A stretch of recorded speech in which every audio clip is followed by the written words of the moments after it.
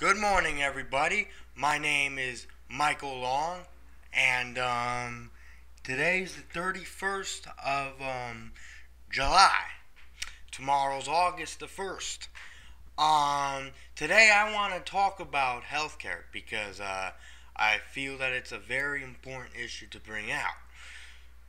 Now, as you know, this bill referred to it, which is this bill, the name of it being the Affordable Health Care Act, the name of which otherwise known as Obamacare or whatever else you want to call it, is it seems to be the biggest scheme against the free market, though many of the liberals support it because of its vast benefits to people. But why would you give benefits to people who don't need it when it's people who have mental disabilities and physical disabilities who do? And again, this healthcare provision is also going to cost a lot of money. And it's a pathway. I'm not saying that this is going to socialize the medical industry, but it is a pathway to socialized medicine or universal health care in the United States. Now, it's also right now it's simply known as the Affordable Health Care Insurance Act. Well, right now it's a universal insurance coverage plan or whatever it is. Many people on the left call it the public option, but what it really is, if you really think about it, is a government takeover of the healthcare industry.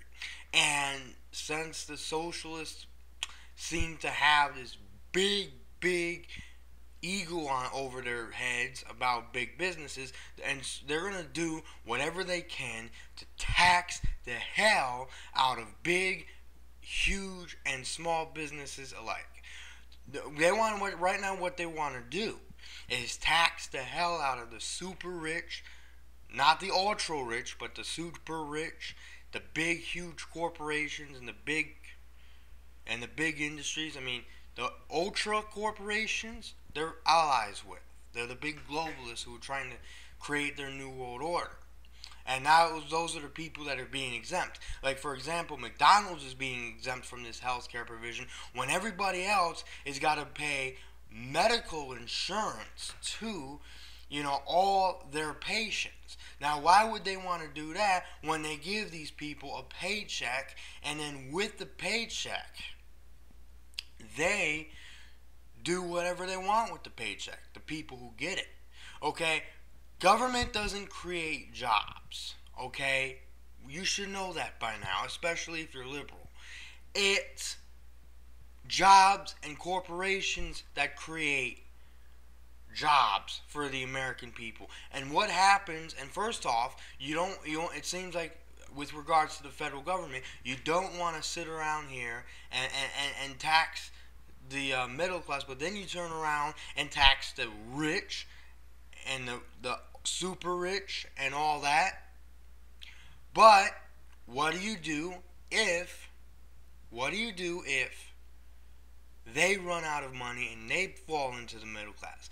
Now you have to tax the middle class. And when the middle class goes bankrupt to the point where they now become the poor class, now you gotta charge everybody on the poor side and raise their taxes. So overall, raising taxes on the wealthy is raising taxes on everybody. An attack on one financial group is basically an attack on all.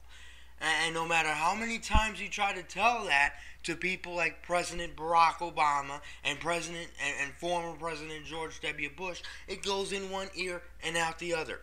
Now, don't get me wrong. The left is absolutely right on one thing, and that is George W. Bush did screw up this country. He did.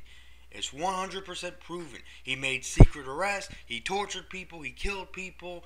He's the one that came behind. He's the one that developed the what do you call it? The Homeland Security, the No Child Left Behind Act, all the amnesty that was given to illegals. And then when he tried to crack down on illegal immigration, he didn't finish the job. And then he raised everybody's money, and then he gave it to major CEO corporate CEOs who he exempt from having to pay massive taxes to, and these guys went out on vacation and this and that and the other thing, and of course the Democrats like Nancy Pelosi went with them. And then when George W. Bush was finally vindicated, this was his eighth term, he couldn't serve anymore because you can only serve 2 terms as president. First term is 4 years, second term is 4 years, it's a total of 8. 4 times 4 is 8, 4 plus 4 is 8, however you want to look at it. And Obama just made it worse by over-regulating the corporations and the industries they're being forced now to lay off the hard-working Americans, and many of them have resorted to cheap labor and illegal immigration. And they're still going to have to pay their medical insurance. So this is a major scheme, and it paves the way for a universal health care system to take place in the United States, along with previous laws which circumvented boards and things like that. Now Europe, they've had universal health care since the middle of World War II. I would presume 1942 to be exact. Especially England, Britain, if you will. And England, well, how's that going for them? Yes, everybody can get free healthcare and this and that, but the taxpayers pay for it. And I'm going to tell you something right now. If we ever do get healthcare insurance, if we ever do get universal healthcare, because everybody's being forced to pay for it, okay? The taxpayers are going to pay for those who want free healthcare. And even if everybody does get it, you're still going to pay for it with your taxes. And that's not right.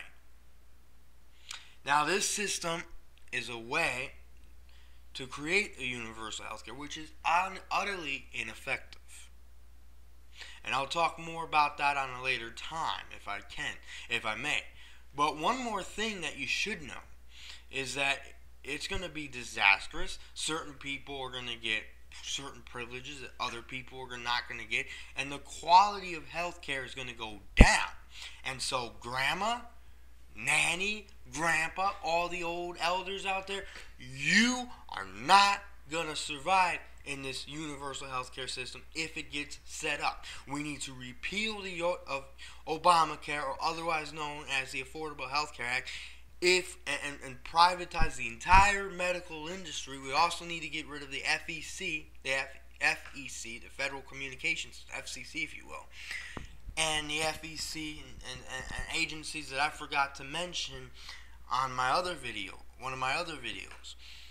But and hopefully we can resolve this issue before it gets any worse, because you are going to pay for it sooner or later.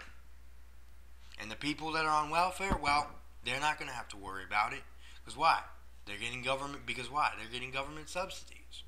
And about half of them don't even need to be on it because they don't have autism and Down syndrome or any mental and or physical disabilities. Okay? My name's Michael Long, and thank you for joining me. Good luck, and God be with you.